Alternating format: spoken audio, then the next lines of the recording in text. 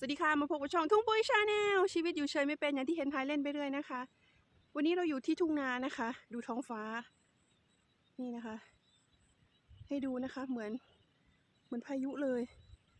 นี่นะคะหมุนไปเรื่อยๆว้าวดูท้องฟ้า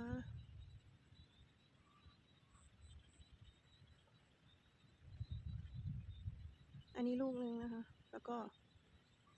มาดูอีกลูกนึง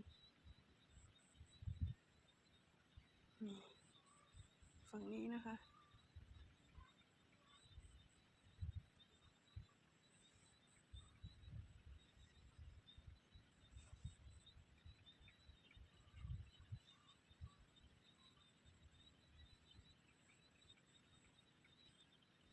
เราจะหมุนให้ดูรอบๆนะคะ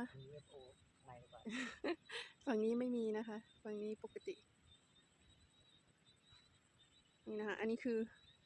หมุนรอบๆเลยนะคะมาสูบน้ำนะคะที่นาเราก็เหมือนท้องฟ้าแบบเห็นไหมตอนนี้เริ่มจะมืดแล้วนะคะเนี่ยเคลื่อนตัวไปเรื่อยๆแปลกตาดีนะคะนานๆจะได้เห็นเหมือนพายุหมุนเลยลูกใหญ่มากเริ่มไม่ชัดแล้วมืดแล้ว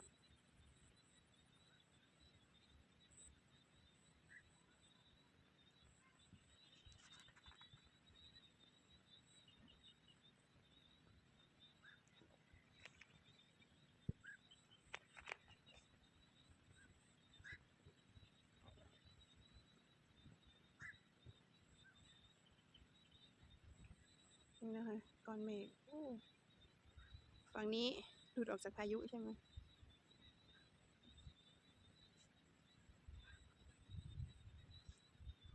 มันเคลื่อนตัวไปเรื่อยๆสังเกตว่ามันไม่ได้อยู่ที่เดิม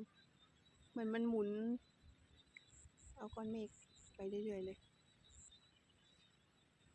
การเคลื่อนตัวเดี๋ยวแป๊บนึงการเคลื่อนตัวของก้อนเมฆ